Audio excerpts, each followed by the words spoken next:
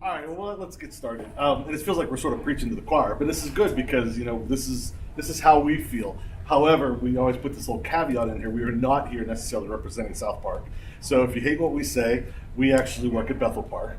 So if you love what we say, then yeah, we're from South Park. And it's always funny because I do a lot of presenting all over the place. I do a lot with future ready stuff and things like that. And every time I go somewhere, I tell them I'm from South Park, Pennsylvania. You always hear an audience give a little snicker, South Park. And I never knew what the Oh my goodness. I never knew what the cartoon was. You know what I mean? Never watched it. Yeah, I never did either, but I heard it's pretty horrible. It is. Yeah, I heard it's really bad. So, I mean, I've literally had people try to buy my shirt that says South Park Elementary Center on it because they think it's so funny. Well, at one point, I never put two and two together, but as I was doing this introduction, and I said, no, I'm not from the cartoon, and where is it actually? A South Park in Pittsburgh. And I said, and I have two boys, one's named Luke, the other one's named Kyle, and they all started exploding with laughter, and then I had to go back and look. Apparently, Kyle is a character. Yes. So I am Yes, literally he is. the father of Kyle from South Park, which they all find to be. Did your wife know this? No, neither of us ever knew anything about the show. We do now, because I looked it up. I went in, I'm like, what is this? Like, oh, that's bad. Look it up. Yeah. And Kevin obviously is the middle school principal, so you two will be having him very shortly. So we get a little chance to get to know him. We're excited. Yep. And we're trying to create this open forum for all schools dealing with parents and administrative communication. We start off calling it the Parent Academy. Now we call ourselves the Practical Principals. You can find us on YouTube. We do about one a month video dealing with different topics that we think would be interesting and informative for parents. Because there's so many things out there that parents need to know and even just be willing to say it's okay to do this. Those type of things are huge for parents. So that's what we're trying to break down those barriers and open those doors with those type of things. And I know, as Rob was saying, when we decided to put this all together, I wish that my parents had this avenue when I was going through school, because there were so many things that they didn't know, or they didn't know what to ask, a teacher or ask an administrator. And the only time really there was any type of dialogue between the school and home was typically when there was a problem. Yeah. And as well as I do, that's not what it's about today. I mean, it's about building a rapport with that family, having a close relationship, so that when your child, maybe if they experience any issues, or even if they're just doing great things, you have built that relationship with the school where you feel like you have an advocate for your child and you can work through things together. Whereas in the past, it always seemed like an us versus them mentality. And that's where Rob and I, are trying to get the awareness out there that, listen, it's not an us versus them. This is a we thing, and your child is the most important thing to all of us. And so that was the whole purpose of getting together, putting together these parent academies. We talk about topics such as communication, with school. Some suggestions that you can do about reaching out to your school. Some things that we're going to go over here, as a matter of fact. These are some things that we're going to talk about.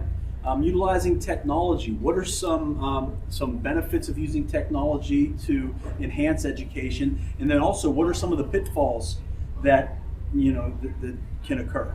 And so we have, I think, about five or six. About 5 or 6 something. We started it in December or January of last year, I think. So we took a little hiatus over the summer. So yeah, we have a few out there. So feel free to check them out. On YouTube. What's that? You guys are on YouTube. They are on YouTube, yes. And eventually the website will be robfurman.com/practical principles. Right now I don't have that URL set up, but it will be that. So today's presentation is we're just going to talk about some of these items, and it's a pretty informal discussion, right, Rob? Yeah, absolutely. So we go back and forth.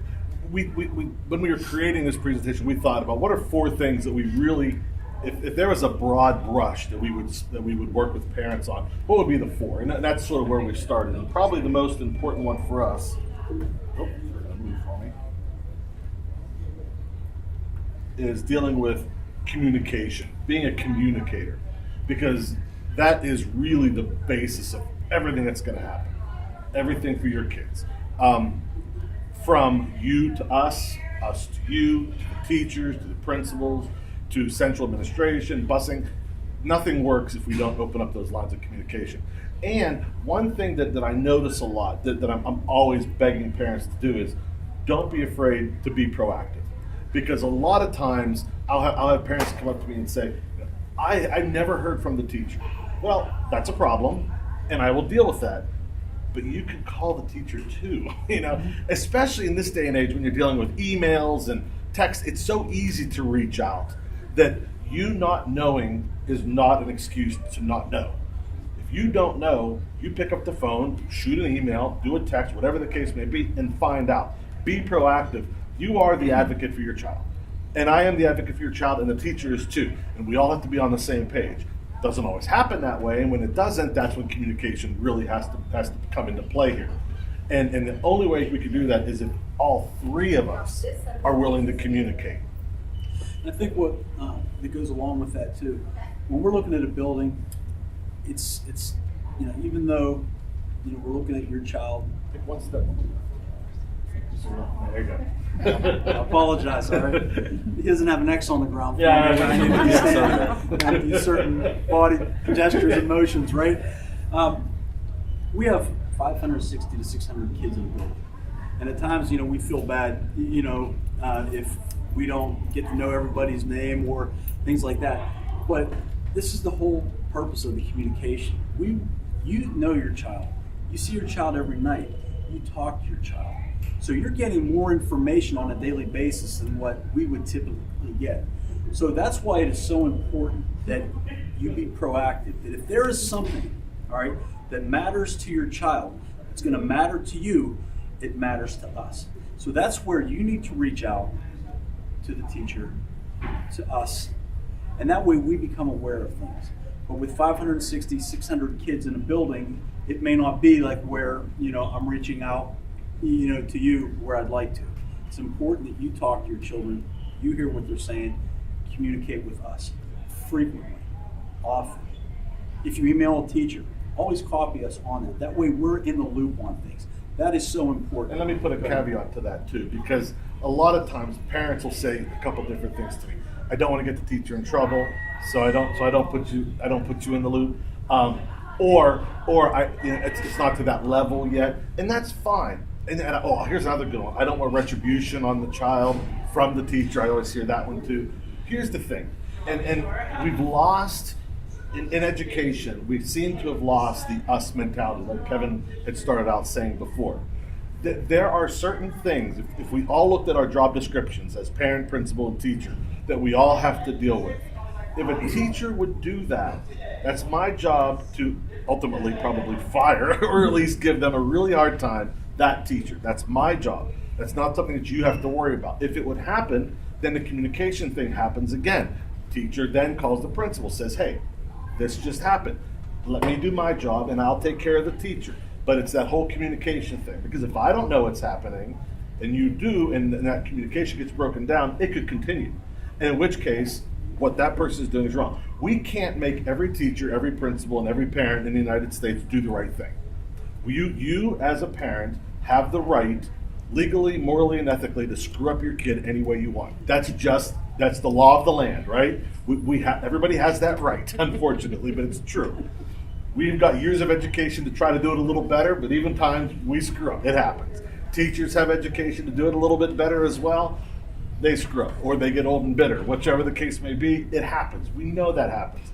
But if we all continue to look at our job description and remember why we're here and communicate between the three, those barriers will get broken down, or people get into positions where they need to be, either out the door or dealt with by the principal so they can raise their level as a teacher, because as teachers are learning, it's our job to be their teachers. So we need to be able to coach them. Hey, look, you might have done this. The parent took it this way. The child took it a different way. Perception is reality. Even if you didn't mean it that way, perception is reality to the people who are dealing with that information. Try a different strategy. Here, let me help you learn a different strategy. So when the next parent comes around, that teacher has learned from that experience. Most 99.9% of teachers are not out to get your kid. They're not out to they didn't wake up that day and go, I'm going to make that kid's day really miserable. Nobody does that. No teacher does that. Sometimes it accidentally happens, but no teacher does that intentionally. So we always have to take that with a grain of salt and think through that. And I think this is a good one for you to bring this one up. Civil communication.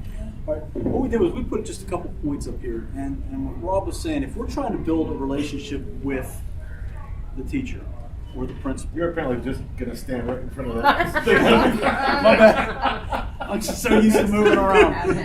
I'm just so used to moving around. I apologize. When we're talking about civil communication, when you go to where it says direct communication, typically what we always say, if you are having any type of issue or a concern, you should first go directly to that source and attempt to deal with it with that source. Because ultimately there is a chain of command. And when I say, if you're emailing a teacher or you contact a teacher and you just want to make us aware, always copy an administrator on that. It's not that we're going to do anything about it, but it just means that we have some knowledge of the situation. And so if anything else needs to occur, it's pretty much, we have a trail where we can go back and say, okay, was this addressed at this time? What wasn't addressed at this time? Why wasn't it addressed? All right. So it's important that we be aware of things. All right. Even if we are not acting on it, it's just, because we like to be in the know. Exactly. Now, here's one thing that happens a lot: civil communication. My daughter will come home from school sometimes and she will say something and she will be an emotional wreck. Well, guess what that makes me when I listen to it? All right.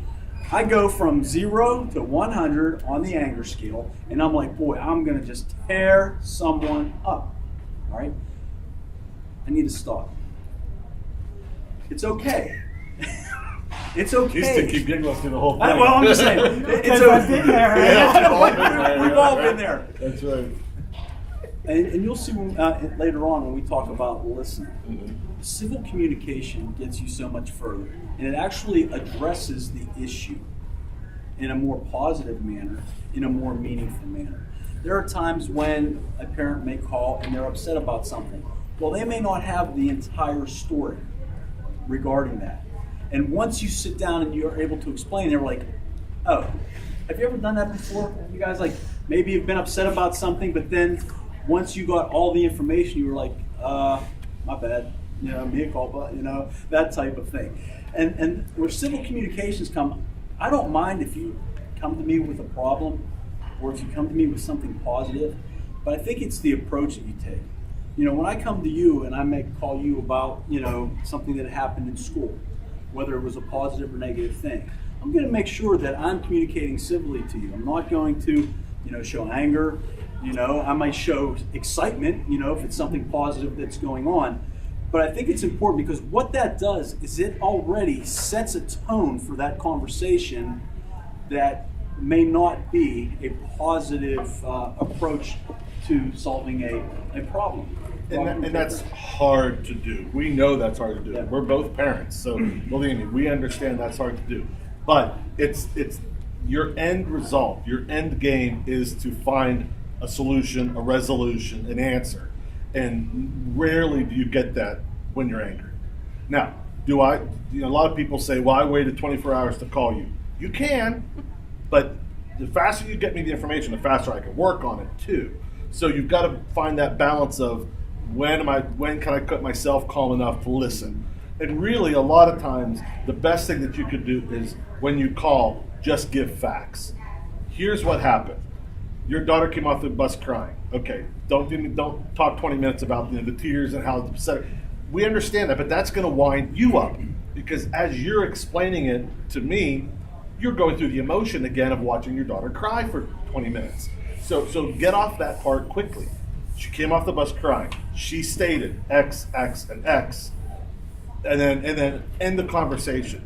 Because what I'm going to say to you and what Kevin will say to you is, okay, I've got the information. I have to investigate. I'll get back to you.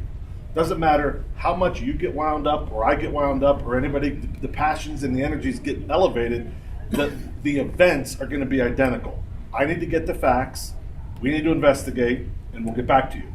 Okay, and then once we have that all taken care of, now we have all the sides of the conversation, all of the different points of what happened, who else was involved. If it's a physical thing, we have cameras, all that kind of stuff. Now we can have a more intellectual conversation, and that could take a couple hours to get all that together. Now you've had a chance to de-escalate. Now I've had a chance, that he's had a chance to find the answers. Then you can have a far more logical conversation about what's happening. Okay, so it's just something to think about. And also, when you're dealing with communication, this also goes back into the idea of I think that's our next one, the idea of you're the home educator. So when you are calling your teacher and you're calling the principal, think of yourself as much as the parent, but also as the home educator. So you have the right to communicate academics, you have the right to communicate behavior, all of those type of things. But you want to communicate with us just like you would want us to communicate with you. There are days that your children drive us crazy. And we get up and we're like, oh my God, I got to call this parent, and I'm so wound up because of whatever just happened. Now I got to call them and tell them. So we have to practice what we preach too, because we have to do the okay, we just got to call. Let's get this rolling here, okay? Because we don't like calling with bad news either. And we get emotional about these things too. You've got 1 or 2 kids at home. We have 700-800 kids at our other home, which we spend 8 hours a day at our home too. And there's that legal term in loco parentis, which we take very, very seriously. That it's a legal term. It is in the PA school code. It means in place of the parent. So when I am in the office, I've got 800 children, not students, my children. Actually, we're down to 700 now, I think, but 700 of my children are in that building, and I've got to worry about each and every one of them. One of them happens to be a blood relative, my son, but they're all my children, and I worry about each and every one of them. So when you call me as an educator, and I'll talk back to you as an educator and a parent as well. And that's where those bonds really take hold. Probably the last thing, Go ahead. just Yeah, say absolutely. one more thing about the communication. Rob touched on it at the very beginning, but regarding our jobs, Rob and I happen to we love what we do. And we do treat all of our kids like they were our own children, all right? And many of you, that have spoken to me in the past, that is true. And this is why this point right here is so important. If there is a problem, he said, don't wait to let someone know about it. I've had people contact me 6 months later and say that their child is being bullied, but they didn't want to say because they feared that it would be worse for their child. We need to know about things early, right away. Yeah. Even if you're saying, hey, Mr. Monahan, just be aware of this. I don't want you to do anything about it, but guess what that does for us? It puts it on our radar. Where is this occurring? So we're very visible principals. We're around the building. We're all over the place. So there are times when we can witness things maybe going down, and that's usually the best way to do it. Nobody said anything to us. Nobody's told us anything. Yeah. But yet, we are dealing with a problem that is affecting you and your child. So just keep that in mind. That's the one thing I want all parents to take away. They need to let someone know right away. Don't sit on thinking it's going to change. Let someone know. Okay, and with that, let's go to the other end of the spectrum, the opposite of communication, which is listening, right? And we call this realistic listener because there's a big difference between listening with parent ears, listening with traditional ears, educator ears. There's a lot of different ways that you can listen to something. And it's very hard when you're dealing with behaviors to put on maybe that educator ear and get out of that impassioned parent ear. Okay, but when you're listening, there's a lot of different styles. When you're talking to a teacher about academics, always try to separate yourself a little bit from the parent side of it and be that home educator, where you're sitting there going, okay, as a person who went through school myself, at least K to 12, probably some of you more, would look at this from that standpoint. Okay, she's telling me data X is a problem because data Y isn't where it should be, whatever that case may be. As a parent, you start to go, oh my God, my kid can't read. What am I going to do? I don't know what to do about the kid reading. Pause. We're here to help. You're, as a home educator, is here to help as well. We're just sharing the data with you. We're sharing the numbers. Now let's look and dig deeper and find out why the numbers are happening and how can we raise those numbers. Okay? That's the key. The key is not is to push down some of that passion and that fear and those concerns and start looking at it with a more critical eye, like an educator would look at it, or like a statistician would look at it, or a data person. Okay, here's what I'm looking at. Now, how do we change this number? How do we get this number to either go up or down, whatever we want it to do? Okay, but when you start getting that passion and that rolling, and people start pointing fingers. Well, it's their fault. It's nobody's fault. We're just trying to fix it. Like I said from the beginning, we're not there to damage the kids. We want them to grow. We want them to get better. In order to do that, we need to talk as a team. Here are the numbers. Here's where they are. Here's where we want them to be. Now, as a group, how are we going to do it? And that's that realistic listening. Typically, Rob starts out his presentation when he's dealing with the listeners with something that I think is pretty funny. And one of our guidance counselors uses this in our presentations, where it states that if you only believe half of the things you hear from your child, we promise to believe only half the things your child tells us about you. That's right. Okay. Now, there's some truth in there. You're laughing. Listen, it is the truth. Yeah. And I'm just going to be honest with you. The way that your child is at home isn't necessarily the way they are at school, and vice versa. We see it's just two different environments that they're exposed to. And, we've seen kids who were really, kind of like laid back, introverted, actually are more extroverted in school when they're around various people. And so that's why I just thought that was funny. I'm glad you guys got a laugh out of it. Woke you up a little bit. We're good. Okay. I put something on here called be an empathic listener. When we talk about an empathic listener, that is someone who not just listens to maybe what their child is saying, but also how is the child saying it? Are you picking up on any kind of a tone in their voice? Like when your child walks in the door, hey, how was school today? Oh, school was great. And that's pretty much the conversation. It's over and that's it. But there are times when we sit down with our children and we want to know how their day's going. And, for some kids, they don't want to let on like there's an issue, right? And that's where you need to listen. You need to check out the volume of their speech when they're talking to you. What is the tone, that they're using? Are they getting more excited? Are they becoming more withdrawn? Right? Or even the cadence. Are they just, spitting out an answer for you?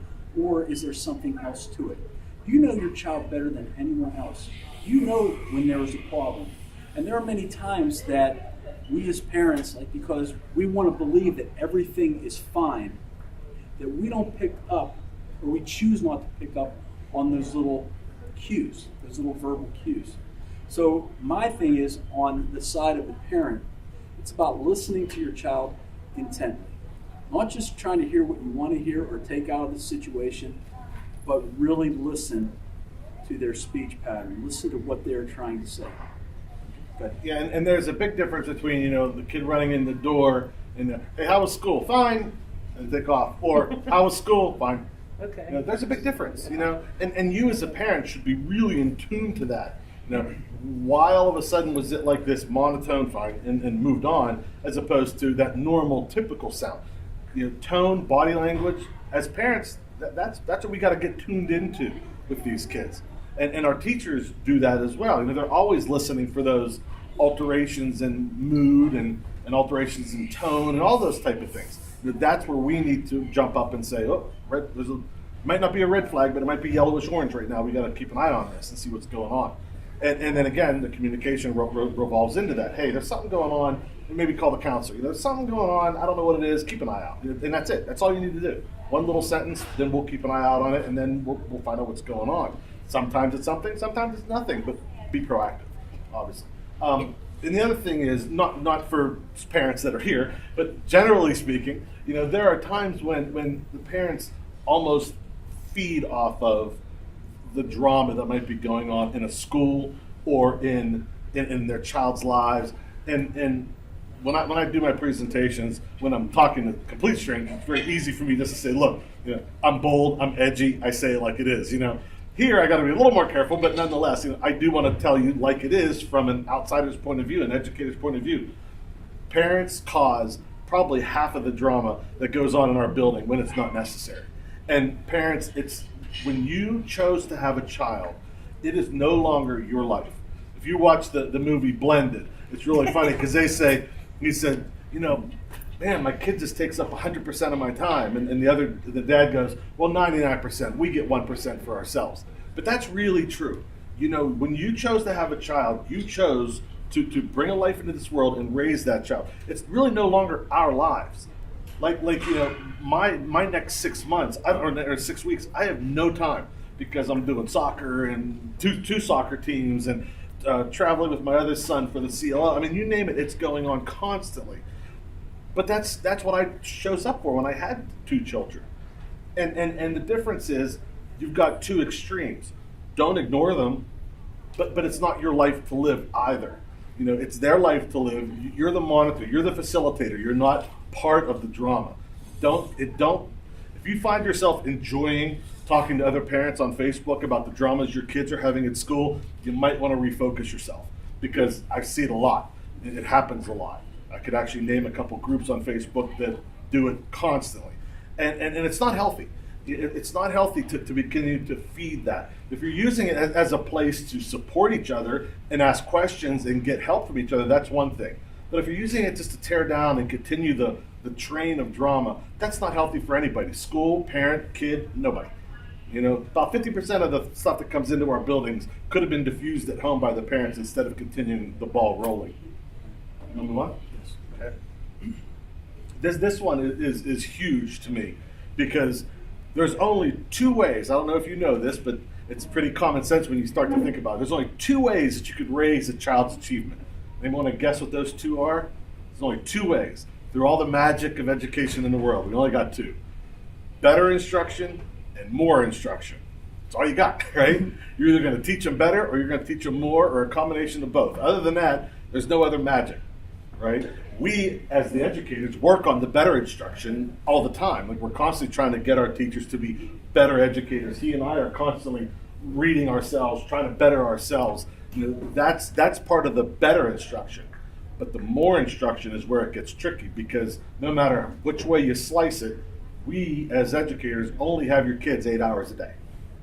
Now, we try to pack in as much as we can, maybe even sometimes too much, because we're asked to do maybe a little too much, but that's a whole state policy thing that we're not ready to prepare to get into here. But we only have 8 hours a day. So you, as the home educator, have to find ways to work with your kids in order to help do the more side of that. We'll try to do the better, you try to do the more. And there's a lot of ways to do that. For example, the Duolingo that we're working through, Prodigy, No Red Ink. What's the other one we're Khan using? Academy. Khan Academy. No, there's several of them out there. ABC Mouse for the younger kids. But those are the type of things that edutainment, it's called. It's education and entertainment. They call it edutainment. And there's some real benefit there, because the kids can still enjoy their childlike times with the entertainment side of these things, but yet they're still getting something out of it on the education side of things. My son loves Prodigy. I mean, in order for him to earn like jackets for his characters and things like that, he has to answer math problems to get points. Brilliant. Because, I mean, we are so gamified in our world. I mean, I don't know about you, but when I just went over and got a Starbucks, I had my rewards points and I'm trying to earn my points. We're all gamified anymore, everything. The Giant Eagle Fuel Perks, right? That was a big thing back a couple of years ago. So we're all gamified, and the kids are too. So we could use that to our advantage to try to sneak in some more of those educational moments. When you're cooking, pull them up, talk about recipes, do a little bit of the math. It's okay to ask them, hey, well, a third of a cup. Well, how many more would we need to make out a full cup? Things like that. Just twist their brain a little bit. There's so many times that you could throw in those educational questions that they don't even realize, and it's fun for them. Because believe it or not, kids deep down inside like to learn. They want to learn. They learn to not like it over the years for various reasons. But innately, we're curious creatures. By nature, through biology, we're curious creatures. And we like to tell stories and listen to stories. And that's how we've learned, all the way back to the caveman days. So by nature, through biology, we're curious creatures. We need to be able to re-tap into that with our kids. And with technology, it's sort of helping because that's where their focus is now. And if you think about it, a lot of the lessons that I've learned in life, even growing up and all of you sitting here, some of the best life lessons were from our parents, because they maybe engaged us on how to repair a car, right? there were certain things that I didn't know how to do, but it was my father and my uncles engaging me and allowing me to participate with them and have that hands-on experience. That sticks with me. That's gonna stick with me for the rest of my life. I think too many times we do things and there are things that we can engage our children in. So like what Rob said about, the cooking aspect, or, you're hanging drywall, right? You're doing measurement and you're measuring things. Get them to help. All these little things here, it just sparks an interest. And if you spark that little bit of interest, it's going to engage them on a higher level. That's why all these games, these kids are playing these education games, it's all about the engagement, but it is fun. But what I wanted to talk about was with the home educator. How many of you establish like routines with your child? Like when they come home from school, do they have a set time? Like when they come home, do they usually get a snack? When do they do their homework? Because pretty much their lives are full with all kinds of extraneous activities, right? Outside. So I think the first thing we want to do is we want to make sure that we're establishing some type of routine. Do all of you like a routine, or how, pretty much you live your life in a routine? Get up at 5 o'clock, you got to have your whole pot of coffee in the morning before 6 o'clock and then after. We're creatures of habit. And I think by getting into that, we're building the skills that we need in order to be, effective.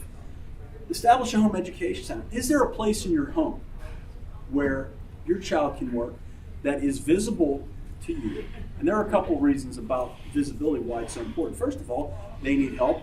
You're accessible. You're able to monitor whether they're on task or maybe where they're struggling. All right, they're not in a room, maybe surfing on their Chromebook, right, on their iPad. They're under your supervision at that time. So I think it's very important that you have some type of location where you are accessible, or even an older sibling is accessible, and you're able to monitor what work is being done and what isn't being done. Rob, you want to talk about that? Absolutely. One thing that I would challenge you all to try when you get home, try an X marks the spot. What that is it's a literal thing. You literally get a piece of duct tape or masking tape. You find a place in your house where your child or children, when they walk in the door, that's where their book bag goes, on the X. Something as very simple as that. And we have it at our house. We've got the X. Now, we don't literally physically have an X anymore because we've been doing it for 9-10 years now, so they know where they go. But for the beginning, we had an X, so they got used to it. They would come in, they'd put their book bag down. Our routine was they had 20 minutes to get a snack, then they had to get their work done. That brings me to my second point. I got to bring my second point. They would get their work done at that point.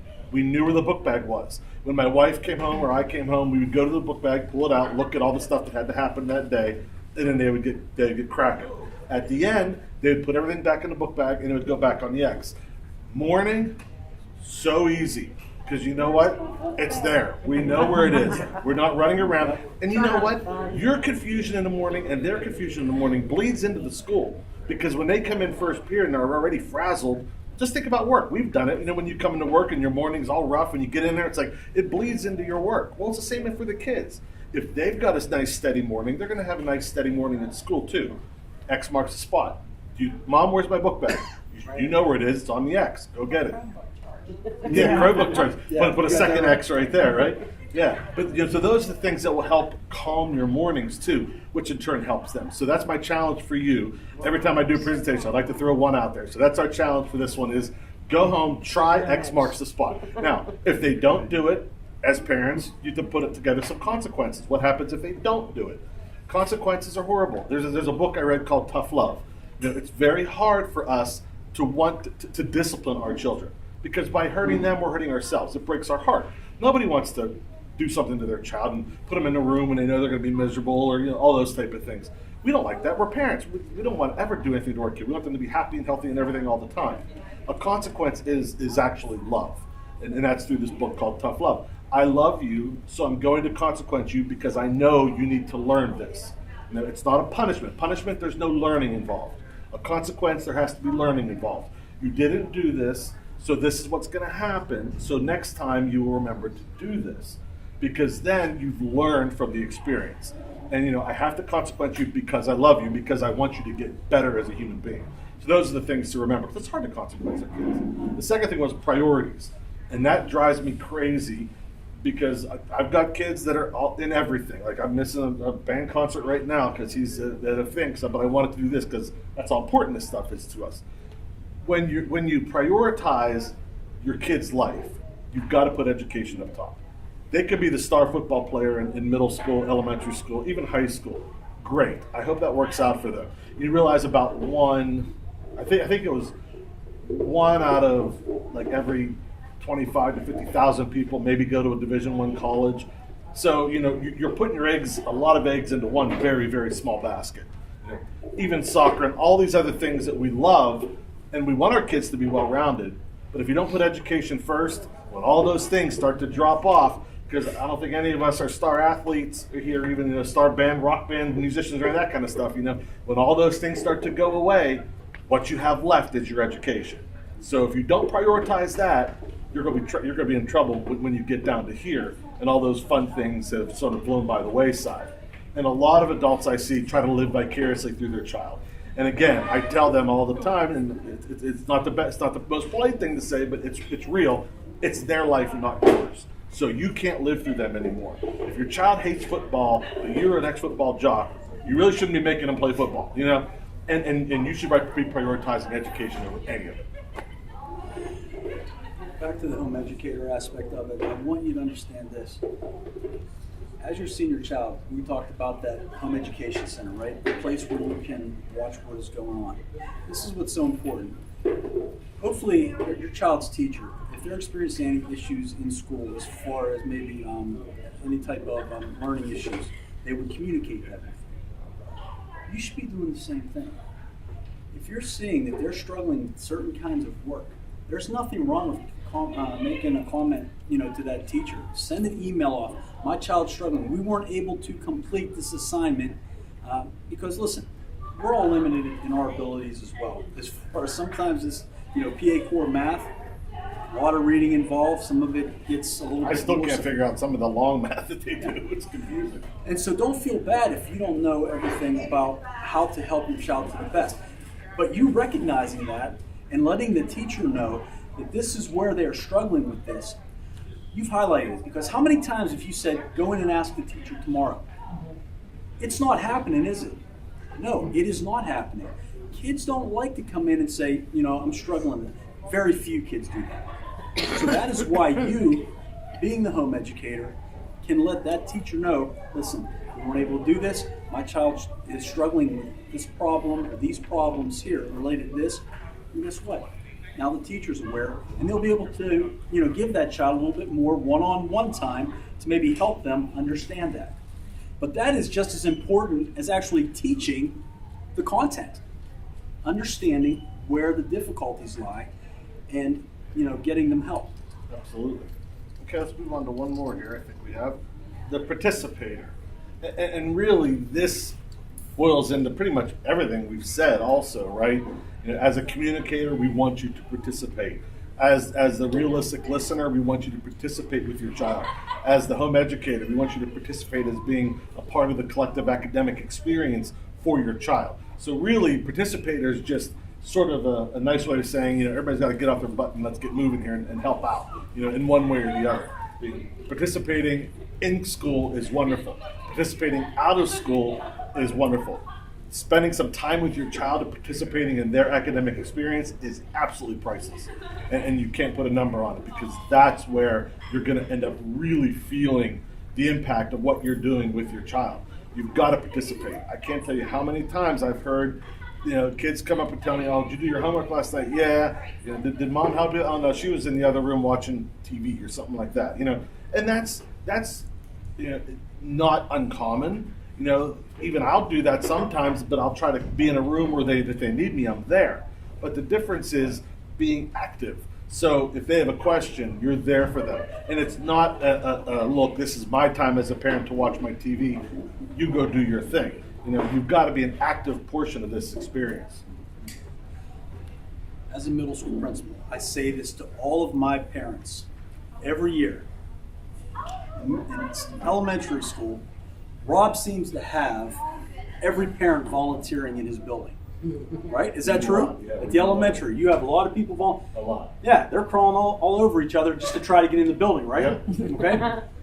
At the middle school, we see a dramatic drop off. So I see that and I'm like, well, what's going on? All right, there are a few reasons for that. In some schools, it's because maybe they don't want them in the building. Do you ever have see schools like that where they don't want parents in the building? I don't know why they would do that. All right, but there are some schools they just don't. I think it's a disruption. All right.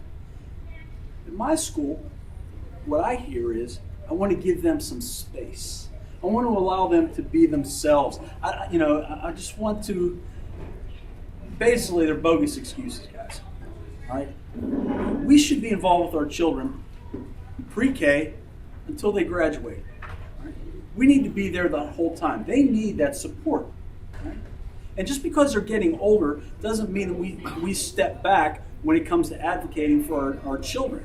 I think that gets confused in the sense that parents think the older they get, they need to be more responsible. Well, yeah, you can still be responsible, but your parents can still be involved in every aspect of your academic career. And I tell parents all the time, get involved. I want to see you in my building. I want to see you with the PTO. Contacting the teachers, see if there's anything that they need. We've had parents come in, actually, they would, they make some classroom, signs and, laminate things or help the teacher in some ways. Try to help the school. Just because our children are getting older doesn't mean that we need to step back. This is where they need us the most because with opioid the epidemic and other things that they're being exposed to. And this is where technology comes in too. Technology can be a great thing when it's used properly, but they're exposed to so much more now. All right, there are things that they're exposed to at a younger age that we didn't know until we were in our 20s, and it's scary. That is why parent involvement throughout school is so important. Don't step back. Press in all the way through. Rob. Yeah. That's how I keep my thoughts. I got two. I got to remember them now. I got to learn how to do that. Yeah, sorry. I remember my points. Sorry, then I end up forgetting half of them. So I'm trying to remember. The one thing that Kevin had said about being active all the way through, from K to 12 type of thing. I get really frustrated when I hear parents and I hear teachers saying it too. It's time for them to grow up. We need to get them prepared for middle school. We need to get them prepared for high school. We need to get them prepared for the real world. No, that's not the way we should be thinking about this. If they're in 3rd, 4th grade, they got to be preparing for 3rd and 4th grade. They got to be working in the moment. Because if we're constantly preparing them for the next thing, then they're never getting the thing that they're supposed to be getting at the time, right? And I think parents have taken that too, that same mentality. Well, I'm not going to be around forever, so I'm just going to leave them now in middle school. They've got to grow up now. They've got to go on.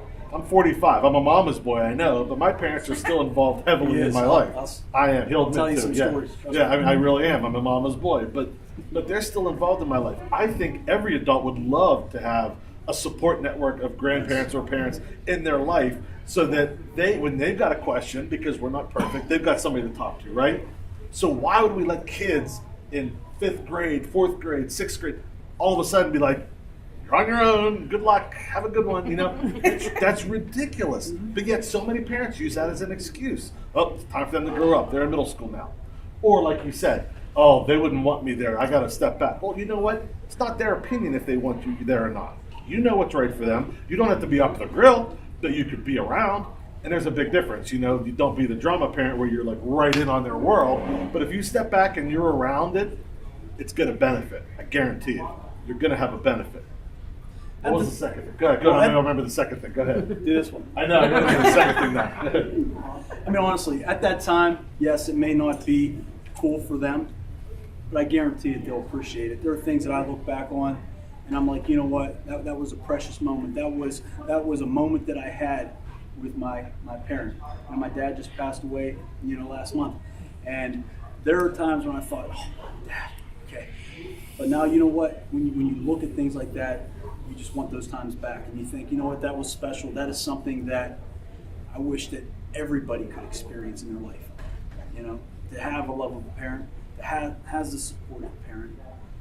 That's what our that's what our kids need. Good, Rob. Absolutely, you couldn't have said it better, Kev. When we're talking about this whole idea of being the parent, being involved, communicating, listening, all these different type of things, we need to keep in mind, and we say this to our teachers all the time, don't teach them the way you were taught. Teach them the way they need to be taught, because we're in a different era. We're in a different world. For us, we're in a different millennium than when we were born in, right? So everything's changed. So you can't parent the way maybe our parents parented us, because there wasn't any such thing as email communication. There wasn't any such thing as all of these new technologies, the things that we know now. So we need to parent like we parent in the 21st century. We need to become 21st century parents, because and there's no other example to look at, because the people in the past didn't have the things that we have now. So we're once again sort of bridging that gap of the millennials and what does it mean to be a parent in the 21st century.